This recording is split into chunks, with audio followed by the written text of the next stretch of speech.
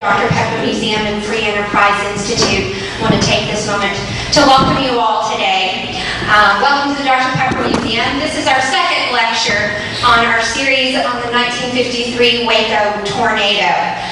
Next door, if you have some time once the lecture is over, please stop by and see Stormwatch 2013, our exhibition devoted to the 1953 Waco Tornado. It takes a look at what Waco was like a little bit before and immediately after the tornado, and then the progress that we have seen in the revitalization in our downtown community today. The lectures that you are here to attend today are a joint project between the Dr. Pepper Museum and the Waco History Project. The Waco History Project is an ongoing collaborative effort among local individuals and organizations to provide a resource space on Waco history to offer presentations like the one y'all are attending today of historical interest, and to generate curricula and other resources for teaching local history in Waco and the surrounding communities. I do want to pause for just a moment before we get too far into all of this and let you know that restrooms, if you, by chance you need, are just around the corner here and are available for you. This second lecture that you're here for is titled Waco's Tornado Photographers and is presented by Geoff Hunt, audio and visual curator for the Texas collection. Here's a little bit about Geoff, so you know his background. He's originally from High Wycombe, Buckinghamshire, England, and immigrated with his family to Waco, Texas in 1975 as a child. He's a veteran of the U.S. Navy and a graduate of Baylor University with a degree in history, and has been employed at the Texas collection for 7 years now. Today's photo presentation will include images taken by D.R. Dietrich, Fred Gildersleeve, Dr. Hannibal Joe Jaworski, Fred Marler, Hiram Blaine Sherrill, Randall W. Todd, Thomas E. Turner, Jimmy Willis, and some unknown photographers. While some of these images have been made available to the public, others, such as those by Jaworski, Sherrill, Todd, Turner, and some of the unknown photographers, may be unfamiliar and unseen to a wider audience. Some will be seen here publicly for the first time.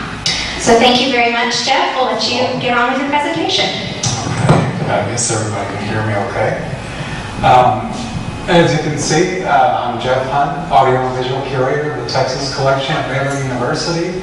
We're a special collections archive library, one of several libraries at Baylor University. Our holdings include print material, 165,000 items, newspapers, 2,000 titles, periodicals, 3,000 items, maps, 17,000 items, collections in our archives, 2,400, and a whopping 1.4 million photographs.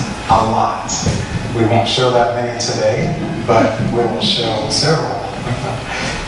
Sometimes it's very difficult choosing which ones to show, but I've chosen a great selection here that relate to the Waco Tornado.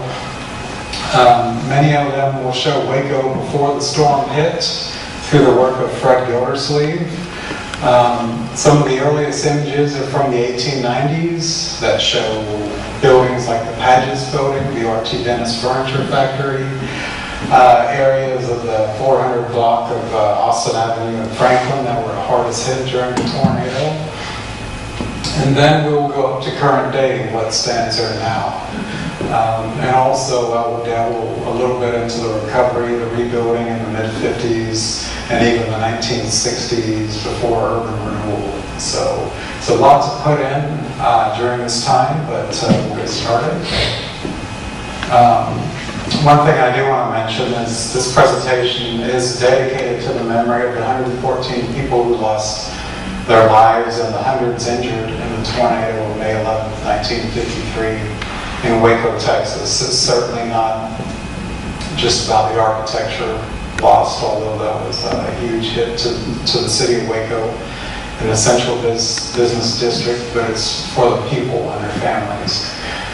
We will see through the work of the following photographers the growth and success of the city, but also the aftermath of the storm that destroyed a section of the heart of downtown Waco.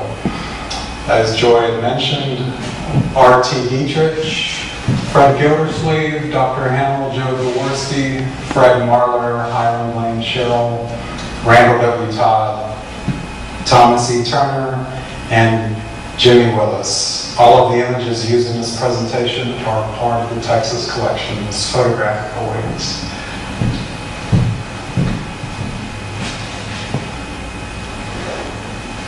One of the most disastrous tornadoes in Texas history swept through downtown Waco on the afternoon of May 11, 1953, killing 114 people, destroying 346 buildings, and creating property damage in excess of $50 million, or over $423 million in today's money.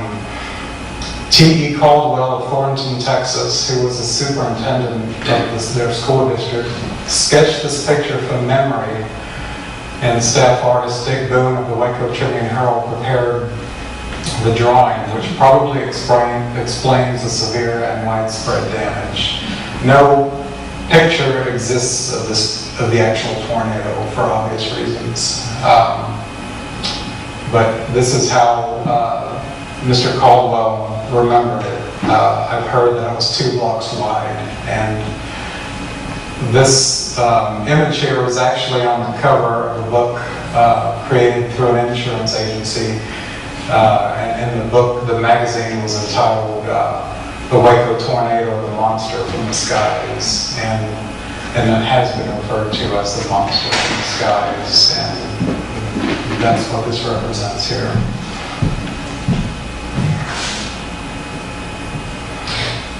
In 1993, for the 50th anniversary of the Waco Tornado, I take that back, for the 40th anniversary of the Waco Tornado, the Waco Tribune-Herald sketched a map of the path of the tornado, and tornadoes tend to hop around, but for our purposes, we're going to go with what we have here. Some damage was started at the traffic circle, went on to the old Cotton Palace grounds, where damage was done to Waco Municipal Stadium, where Baylor University used to play football, on to historic Katy Park. Katy Park was devastated, bleachers blown over, historic ballparks where some pro teams had even played. That was another blow to Waco. I do have an image or two from the destruction of Katy Park through the work of Randall W. Todd in the presentation. It went on to hit the Dennis building, the Alico building, or the Amicable building as it was known at the time, and then made its way across the Brazos River into East Waco, where it almost destroyed East Waco Elementary School, and even went down as far as Paul Quinn College, where it did some pretty bad damage to an auditorium there, and more. The path of the tornado, this is the old Paget's building, this is the R.T. Dennis building. The alleyway in between, what they estimated is that the tornado went between Austin and Franklin Avenue. The old Paget's building took a direct hit, the R.T. Dennis building as well. All of these buildings in this area, this would be the Torrance Pool Hall, where about 18 young men lost their lives. They may have just been out of high school. The classes had just ended, since it was about 4:30 in the afternoon. So in this particular area here, there were 61 deaths. It was the most casualties of the 114 killed on that day. 22 in the R.T. Dennis building. One that I know of in the Paget's building, who was, the Paget's building at that time was, the Paget company had moved to 9th Franklin by that time. And the old Paget building was being used as a warehouse for R.T. Dennis. I know the second floor was. And on the bottom floor, there was a ear, nose, and throat specialist in the old Paget's building. A nurse, Dr. Johnson, the nose and throat specialist, was killed. So there was one death reported in the old Paget building. Beside it, I have a cropped image from a Fred Marler aerial. It's a little bit reversed from the Waco trip sketch in here, but this is the old Paget building. Most of it was probably vacated. It was serving as a warehouse for RT dentists, with the exception of the doctor's office. There might have been an insurance agent facing Fifth Street. I've seen some older pictures of that, but there weren't a lot of people luckily in this building, and it's a good thing that Pagets had moved up to 9th and Franklin at that time, or it could have been worse. RT dentists. That is right here. These were two huge buildings. Back to back, they took up a good part of the whole city block. I mean, it's just amazing. You could probably see the turret from the Baylor campus of the old Paget building. It was so big. The Alico building, they weren't quite that high, but they were, in themselves, they were giant structures. And before the Amicable building was built in 1911, they dominated the skylines. So, this is a Fred Gildersleeve image here. It's a little bit closer, a little bit more detailed. I scan this from Fred Gildersleeve's original 8x10 negative. This shows the detail of the Tom Paget building, and it was still being used by the firm at that time. They were dealers in saddlery, automobiles, and vehicles. Clint Paget, from what I've read, was kind of progressive. He saw the demise of the horse buggy, the automobile, what was coming into vogue, of course, in the teens and 20s, so he got in the automobile business. He was quite a visionary. And then, of course, the RT Dentist building. All of these buildings here were destroyed in the tornado. This, I think, is the Torrance Pool Hall where those 18 kids died. I believe that's it, from what I'm seeing. And then again, this is the alleyway. The alleyway in between the entrance to this building, for instance, the Torrance Pool Hall would have been through the alleyway. Well, Leisure Corner would be a tremendous asset. This is a full-on picture of the Pagets building in about the 1890s. This was taken by Sanders Company Limited, St. Louis, Missouri, I'm assuming, in the 1890s. Fall and Puckett Funeral Home was right next to it. This was a dummy horse they used to use to fit saddles on. It was a huge building in its day, quite an amazing piece of architecture. And it's hard to find pictures of it from the front because it was so large, but I managed to come across this one after lots of searching. Pagets was famous for its saddles and harnesses, and even supplied the British Royal Horse Artillery during World War I with shipments of saddles for use. This is taken by Fred Gildersleeve in about 1916. It shows the importance of Pagets, the business, and this area as a main business district of Waco. It was such an important part of the city. You can see the RT Dentist next to it and the Amicable building. With the Alico, the dentists, and the Pagets, you had the heart, I'm going to say the heart of the central business district. Its importance was great.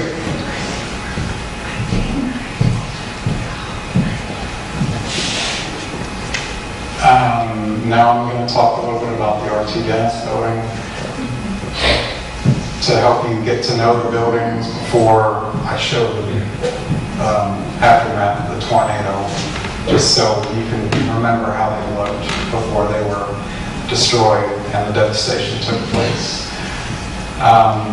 RT Dennis had other things besides furniture. They dealt in stoves, crockery, china, rugs, covering, draperies, radios, refrigerators, washing machines, and other things. That could mean a lot. But they had been in business since 1896. The RT Dennis building was built in 1892. This is the original configuration of the RT Dennis building. This was taken in about 1912 by Fred Gildersleeve. There's something very interesting about the next slide of the same building I'm about to show you, but look at the next to it as well. Now, they added 2 more floors. This was taken about 1915, right after the 2 floors were added to it. So it greatly increased the size of the RT Dennis and probably their goods and what they sold and the amount of space that the building could accept. So it grew with the Amicable building. You know, that large 22-story building, well, they grew as well. A couple of floors. Is the one that says builder, is that where the noise or? That would, that's a good question. That's a good question. I'm thinking that was more in the alleyway behind, right? That the Torrance Pool Hall was actually, right, and you would go through the alleyway and it was behind the buildings, yeah. Geoff, the Paget building is the dark part on the right. Yes. And the alley goes between the back of RT Dennis and Paget's. Exactly. And that's where they project that the tornado came, was through the alleyway here. And I mean, just straight through. People in the buildings were basically just sucked in through the alleyway.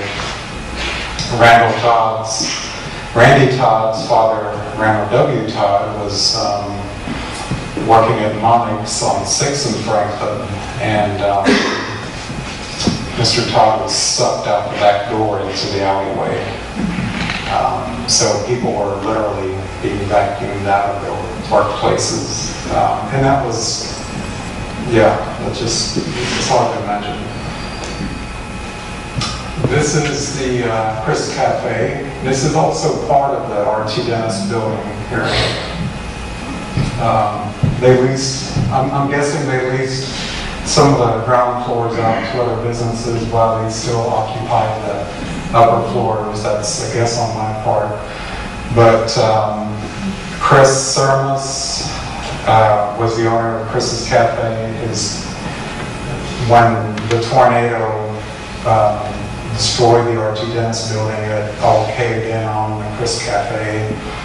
2 of Mr. Sermus's brothers died in the tornado. The Grand is what I believe became the Joy Theater.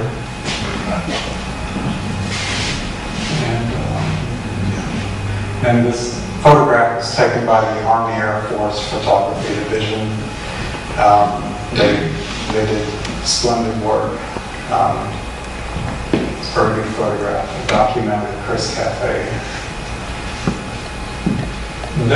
These are recently found photographs of the construction of the Amicable building. They're not taken by Fred Gildersleeve. I don't know who the photographer is.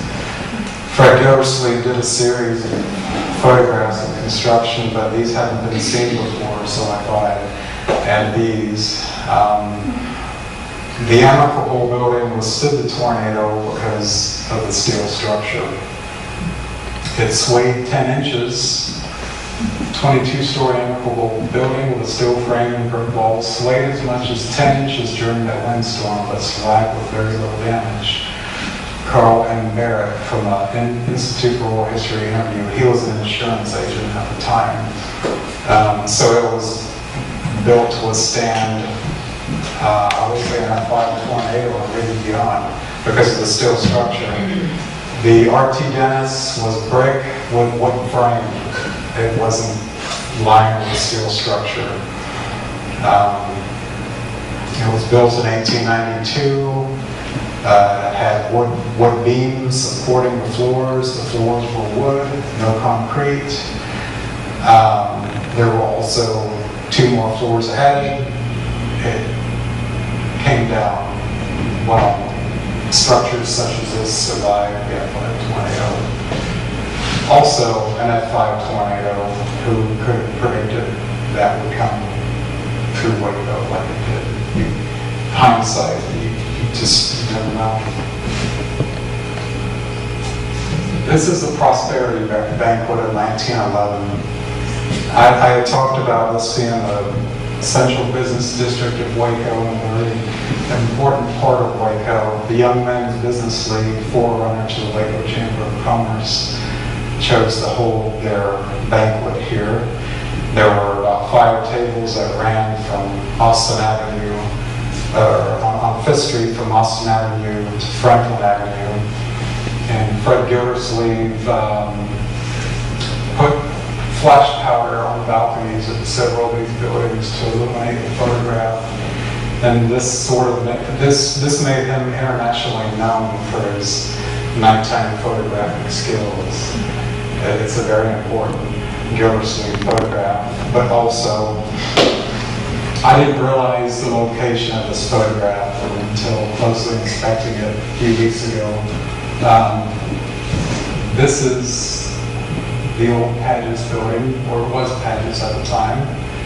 This is the RT Dennis. This is the Ample building. So it's right here on 5th Street.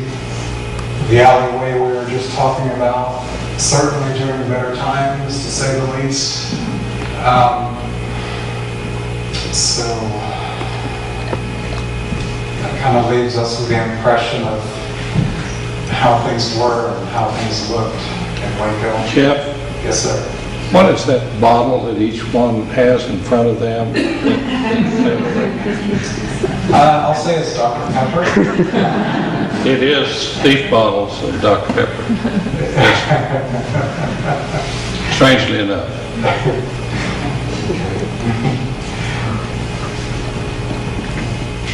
Here's another picture I found. They just kind of pop up in the Texas collection. For what I'm doing here, I zoomed in and cropped it and tilted it, and it works very well for what we're doing today. Crystal Palace swimming pool was right here. We have pictures of the pool.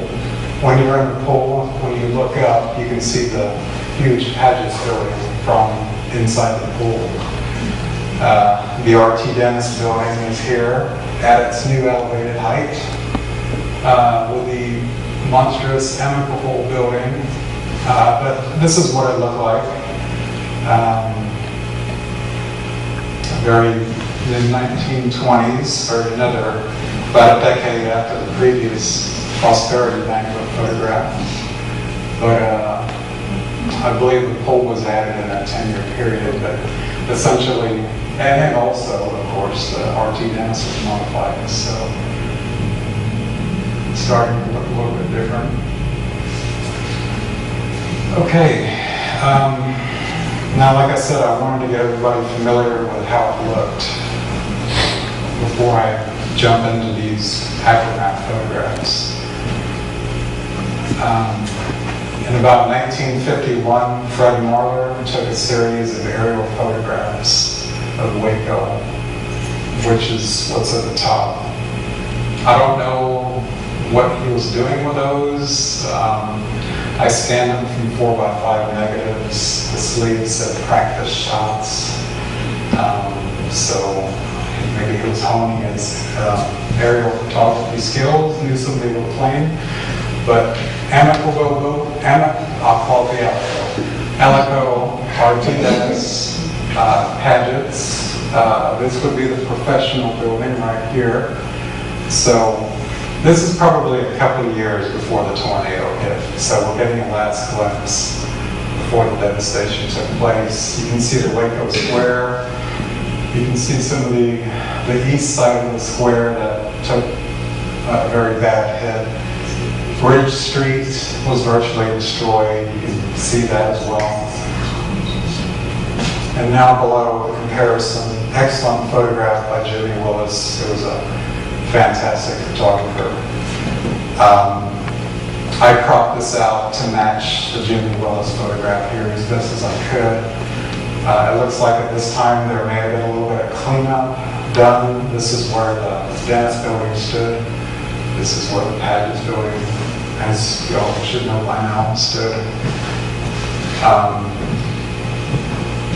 Parts of Franklin, there was a Texas Seed Company, Neely Paint Company, there was a printing office here, the Torrance Pool Hall, the Coxes Cafe, and various other businesses. The 400 block of between Austin and Franklin were decimated. And there are also deaths within the buildings themselves, but also people in automobiles were killed when their cars were crushed by falling debris.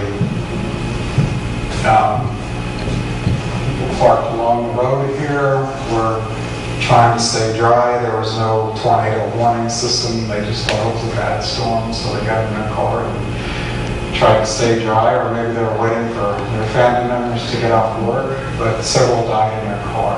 Did you mention the Texas Feed Company? Texas Seed. Texas Seed. It Did might, you point that out? yes, that would be along Austin Avenue. No, I'd say about- Franklin, I'm sorry, Franklin, about right here. right about there. Yeah, yeah, yeah. Mr. Bloom died. Mama died there. Mama Bloom died here, wasn't she? Papa Bloom died later. I think so. Jeff's right, the people were, it's 4:30, it's a heavy, heavy rain, driving rain. They came to pick up their family members. The people in those buildings, Texas Seed and others, could see the family out in the cars. The people likewise could see their loved ones, but it was raining. And then the parapets of the buildings blew over onto those cars, and their loved ones disappeared in the building. The cars were about 2 feet high.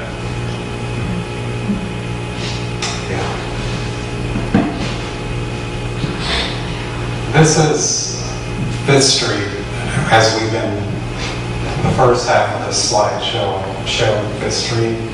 This is where the Prosperity Banquet was set up. This is where the decades of photos that we've seen were taken from. This is R.T. Dennis and the Pageants building just literally fallen on through onto 5th Street. This looks like it was taken right after the storm hit. Heavy search and rescue, or I should say first responders. Probably a wooden floor from the R.T. Dennis building, but it was a scene of chaos, to say the least, looking for people. I'm curious what he's holding up there. He's holding a this banner over here. I'm thinking that's a flash for like a Graflex, large press Graflex 4x5 camera. Waiting for the policeman there. But the utter devastation. So that was right after the event. I don't know who took this, but it really describes the scene. Here's another image from the same area, similar area, maybe a little bit further back, taken by Dr. Hannibal Joe Jaworski, who was a colonel in the U.S. Army Medical Corps, served in World War II, treated combat casualties. He lived in a Roosevelt hotel, and he worked in the Amicable building. He had a medical practice there. I think that on the way from his hotel to the scene of the disaster, maybe he snapped shots along the way. So people ask, how did he have time to take photographs? Because he did end up as one of the chief surgeons at Hillcrest Hospital on that day to take care of the wounded. There's also speculation that his wife could have taken the pictures too. But they're a part of the Hannibal Joe Jaworski archival collection that we have in the Texas collection. We have 17 Kodachrome slides, and this is one of them. So I'm quite sure he took the photograph, but his wife could have as well. Or he was very good at multitasking, documenting the scene as well as treating the wounded. It's something I've learned about. This is on the corner of 5th and Franklin. This is the Articulation Building right here. That's one of the large wooden floors.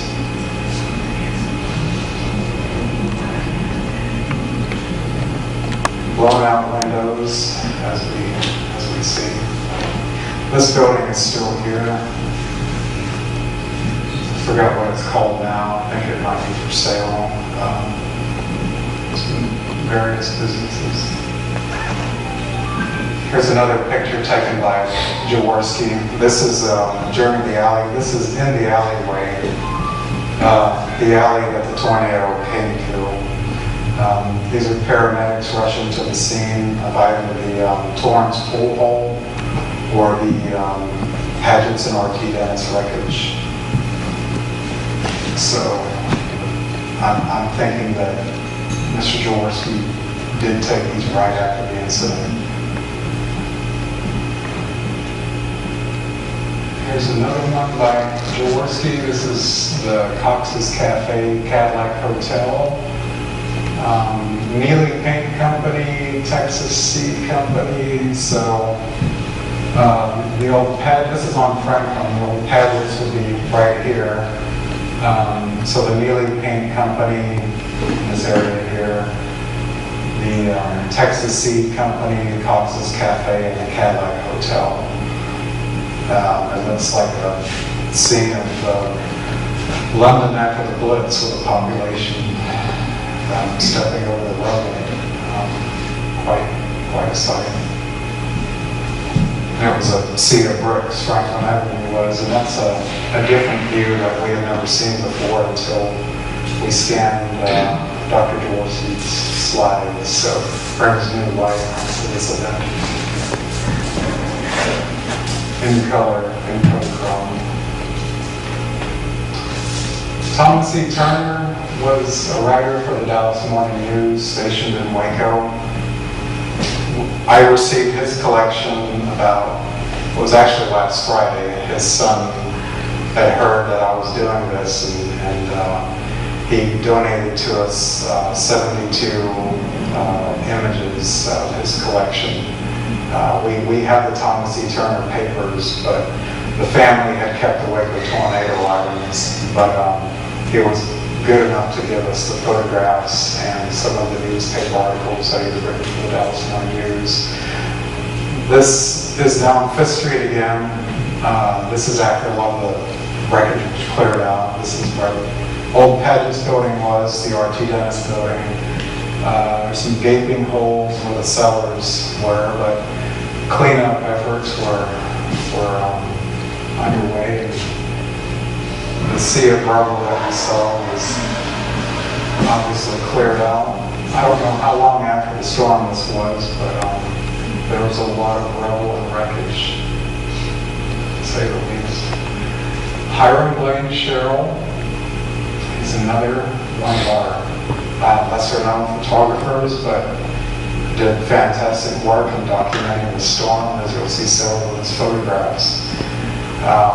He used the 4x5 Graflex camera. Detail is incredible in these. This is where the old Paget's building was. This is the Provident building back here. Still, it was during the time where the rubble was being cleaned up. Hazardous area, trying to keep people out. This image to the left is a Fred Marler image, an aerial photograph that I matched up with an aerial image by R.T. Dietrich. You can see the comparison, the Waco City Square. This is about 1951 here. This is after the storm, obviously. You can see the devastation that took place and how widespread it was. The east side of the square was just obliterated, as you can see the comparison right here. Just utter destruction when you see the before and after shots. I don't think that these aerial images from the early 50s had even been seen. I scanned them from Marler's original negatives, and it gives us a look now into how Waco once was before the storm, and just right before the storm. Then I had some new insight into damage done by this disaster. City Hall took a direct hit from the tornado, or it was the municipal building, I believe, in those days. But it was built of reinforced steel and concrete. I think it was built around 1930s, 30-ish. But it took a direct blow while structures around it were just obliterated. There were probably people inside it, so if it wasn't for the good construction, the toll could have been much worse. And it still stands today. So it's a testament to the old City Hall. I look at it differently now. This is a image taken from the Amicable building. We don't know who the photographer is. It's a color image. But you can see the east side of the square here and the damage. As I mentioned, how bad it is. It looks like a war-torn region of Berlin or London. Montgomery Wards is right here. Before I cropped it, I could see some, men doing work here on the roof of Montgomery Wards. Pipkin Drug Store is there on the corner. Some of you may remember that. But it's just a good look into, and also the suspension bridge as well, the old interurban bridge. Maybe some of you all might remember that.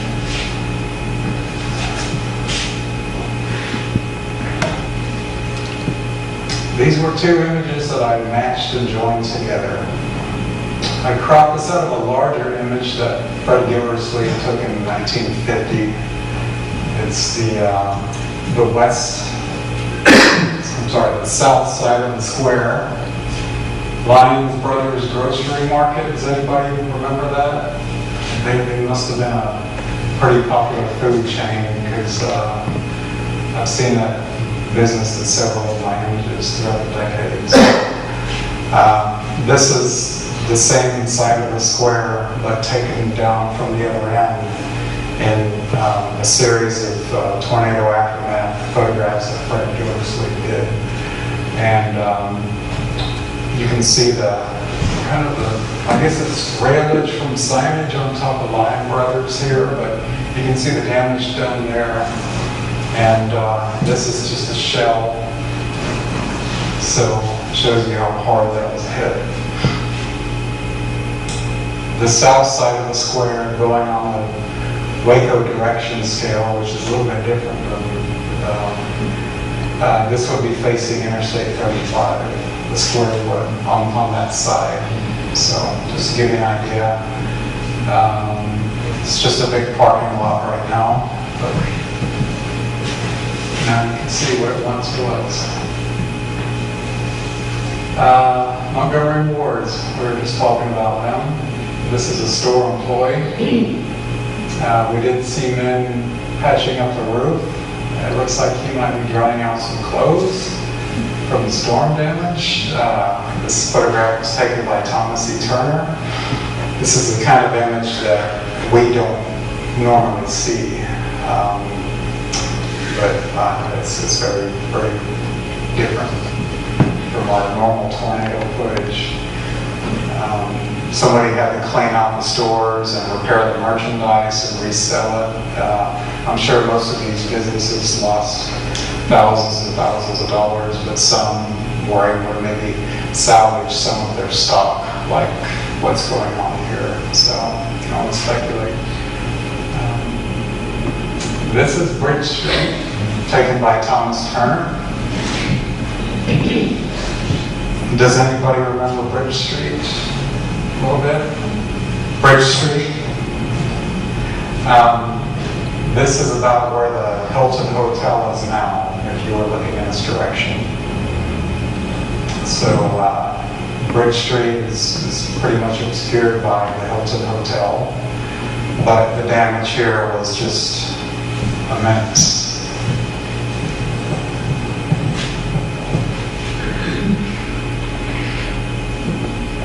Let me go back here. This building right here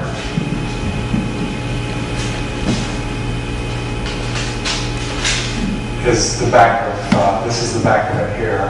Hiram Lane Cheryl took this photograph. Sorry. An interesting thing I noticed in this picture is that there are 3 potted plants right here. Still there, yeah. And I saw another, you look carefully right there, there's a straw hat hanging on the wall there. But the wall is blown out. Tornadoes are, as we can see, they do odd things and leave odd results and devastating results at the same time. But that's tremendous damage. That's about where the Waco Convention Center now stands, or part of it.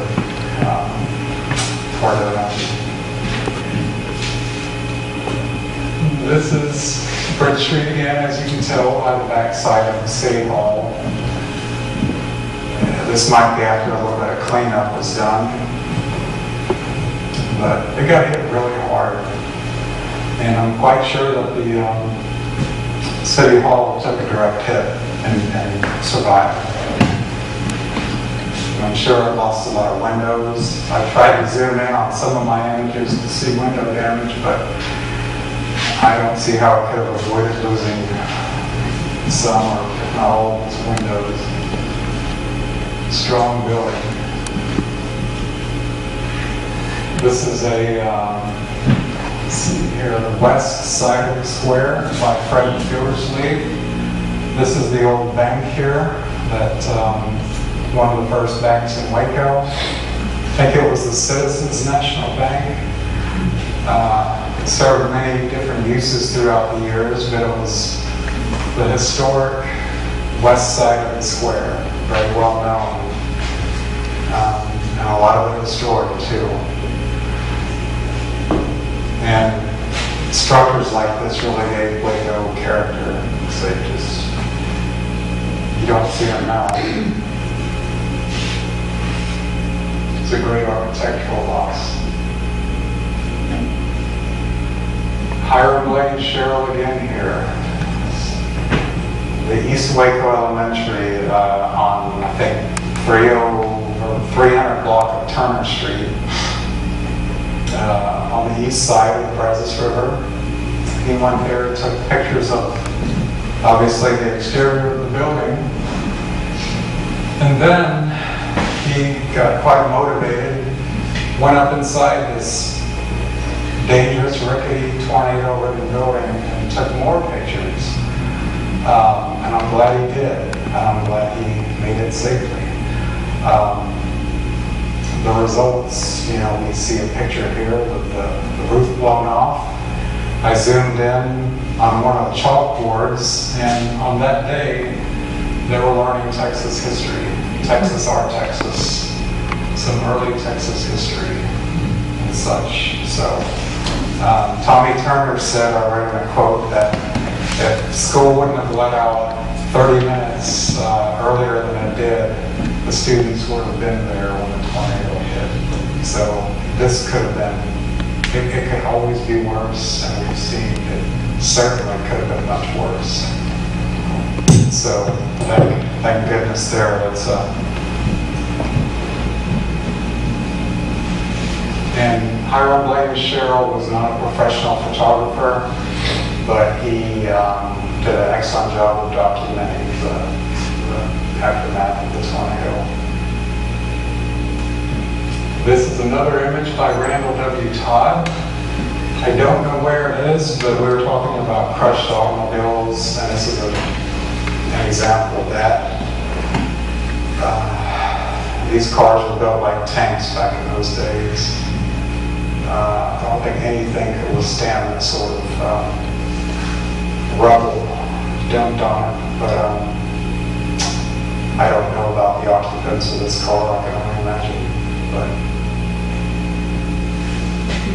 But this happened several times over throughout Waco.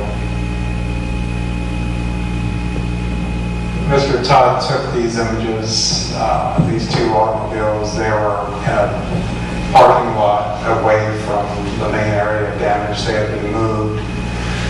I see the bricks here on this vehicle here. They resemble bricks from maybe the old Paget's building or the RT Dennis building, not sure. But that car is just a few, maybe 2-3 feet high after it took the pounding from the bricks that fell from the structures. It's just amazing what can be done. Falling debris. This is the historic Katy Ballpark by Randall W. Todd. This is quite a well-known ballpark. Pro, semi-pro, the Baylor baseball team that played here for many years. It was rebuilt and it was used well into the 70s, maybe beyond, but it took significant damage, but they did rebuild, so that's a good thing. This is the Washington Street Bridge, taken by Thomas Turner. These corrugated metal panels wrapped around the tree. This lady back here said those were in trees for many years afterwards. The panels were wrapped around trees and structures for many years afterwards. It was there for years. Yeah. Okay. I find that amazing.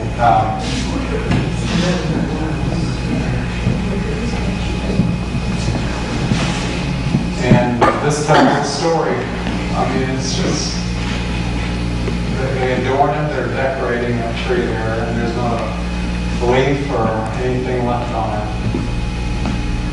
The historic First Methodist Church lost its steeple. That was a tragic loss. They did rebuild and then moved to their current location on Bishop and Coxes, on Bishop, I think in the early 1960s, but they did rebuild. But that certainly was a historic church. And steeple came crashing down. Historic loss to the community. And this is the Dr. Pepper Museum.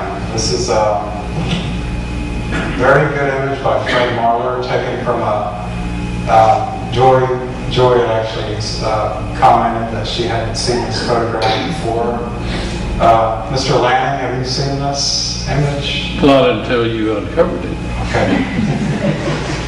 That's a good sign. Well, it's a good one. And it shows you some of the work that Fred Marler did. And this was taken in about 51 at the time he was doing his aerial photography and all the photography now that is so vital to have for our comparison that we're doing. Yeah, here we go. This is another view. This is a color image, Kodachrome color image of approximately the same angle of the Dr. Pepper bottling company as it was at the time, but it's easier now. This structure here is where we are now. It is no longer a multi-story structure, but a one-level structure. It must have sustained some severe damage. They took the second floor off. Okay. So the pictures definitely tell a story.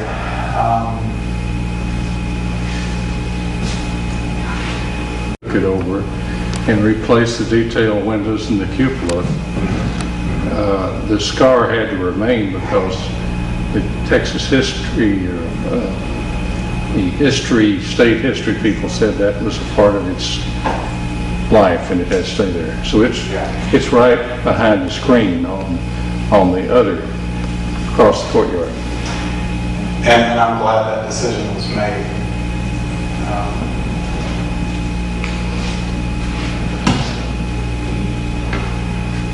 Here's a picture looking down Fifth Street, another image by Thomas E. Turner. This is the Dr. Pepper Bottling Company, and again, our building here, and the Texas Hotel.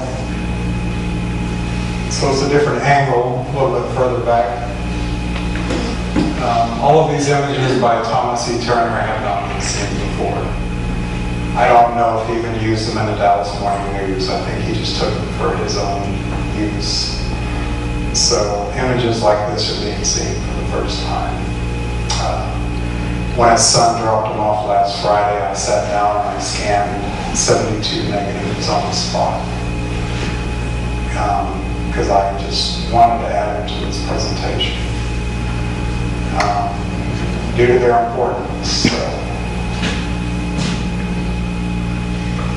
This is another image by Hamill Jaworski.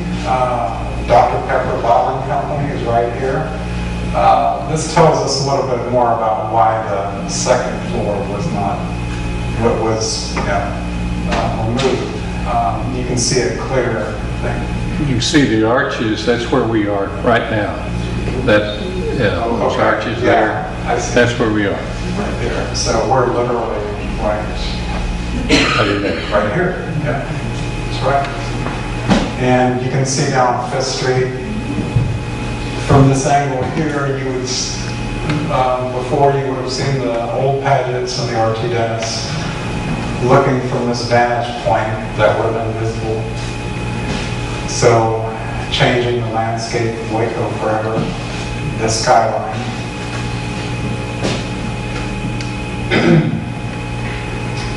This is another image by Fred Marler, taken from the Amicable Building in 1955. And they did some serious reconstruction within a 2-year period. It's hard to believe. The west side of the square that we're looking at was, for the most part, rebuilt. Bridge Street was patched up, rebuilt. This became a parking lot. Montgomery Ward fixed their roof. A lot of repair was done. This, between Washington Bridge and the Interurban Bridge, was a farmer's market right here. I noticed the tornado had destroyed that, but they even rebuilt the farmer's market. So it's good to see within a 2-year period they had already started using the square, but still Waco was never the same.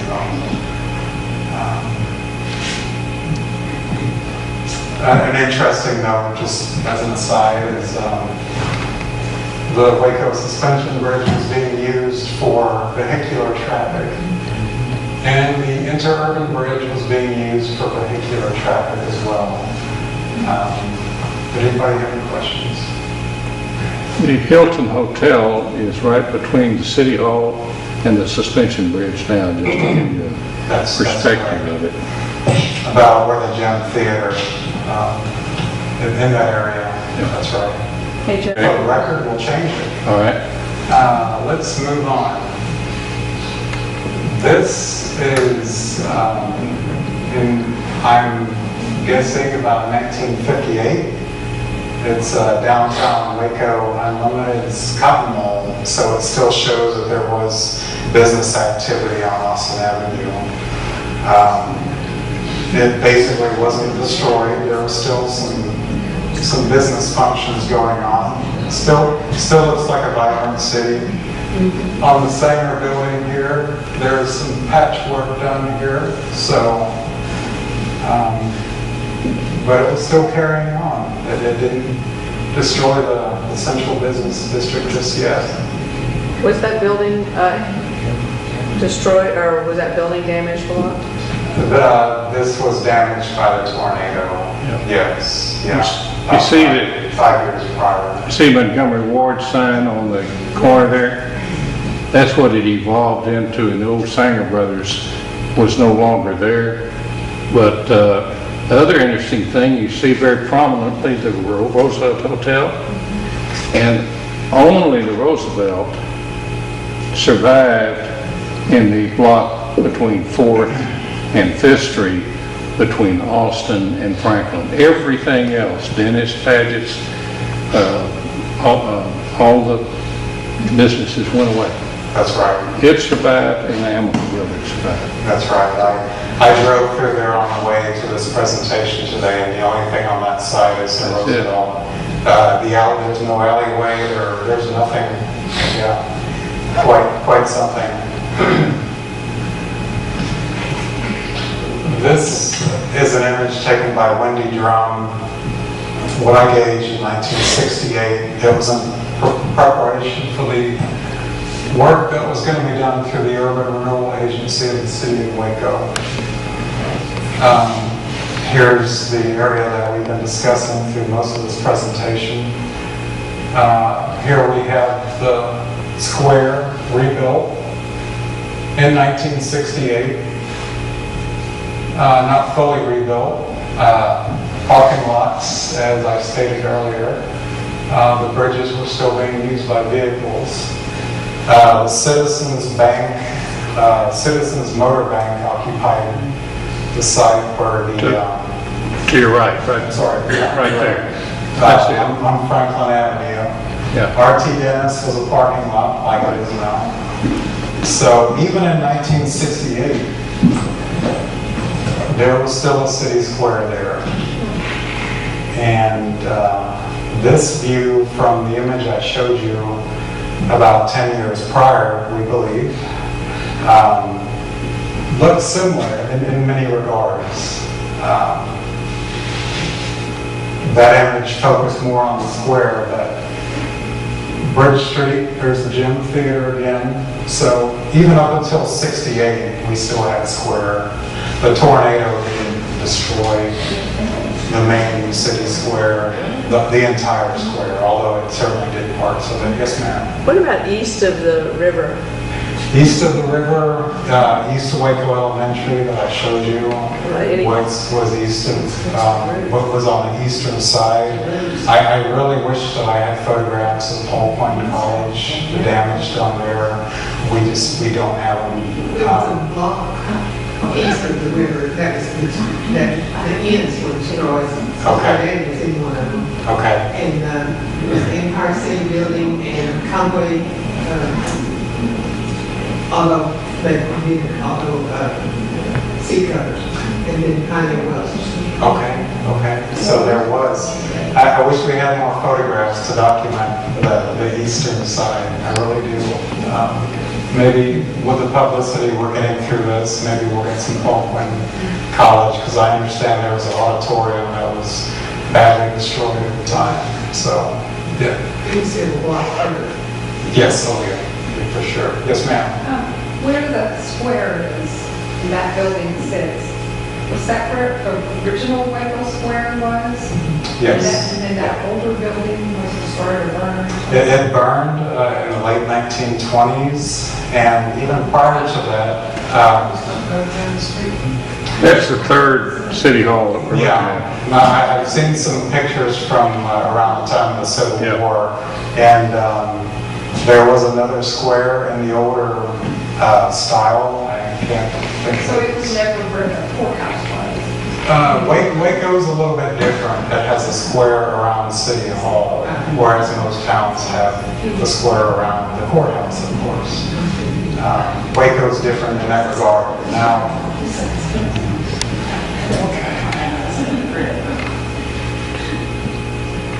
anybody recognize this? It's Paget's. Yes. It is where Paget's was. Who would know now, driving down this street. But that's it. And it used to be the Citizens Motor Bank. I think when they built it, it had room for over 300 cars to park. And I'm assuming people would walk through these catwalks to the Citizens Bank, where the WYSD building now stands. Quite an amazing building in its day, Citizens Bank. But this was rebuilt, that side of Franklin Avenue. This is where the R.T. Dennis Furniture Factory stood, and where all those folks lost their lives. As we were saying, there's nothing there. Well, the Roosevelt is there, of course, but the rest of the block is parking. The alleyway is no longer there. The Torrance Pool Hall would be around here, or would have been. As far as I know, Mr. Lanning, has anything ever been built on this? On this property? This property? No, that was the footprint of R.T. Dennis, and it had a basement. And that where a lot of people perished because they went down to be safe, and apparently the gas lines broke and they flooded and they lost their lives. But from there all the way to where you see the now parking deck and the city, that bottom part of it is, I believe, the City of Waco's water department, where you pay your bills. Mm-hmm. You can see the crosswalks over there. That's correct. But that, the Roosevelt would be on your left, and all of that has been parking ever since. Yeah. And it's hallowed ground, in my opinion, with all the deaths, all the lives lost there. And there is a historical marker there, of course. It's kind of considered the epicenter of where the tornado hit. Ground zero. And that's the end of my presentation. Does anybody have questions? I have been interrupting your program the whole time, so I won't vary, except to ask a young lady to stand up whose name is Jacqueline Jeffrey. And Jacqueline's daddy was the city manager in the city hall when the tornado hit.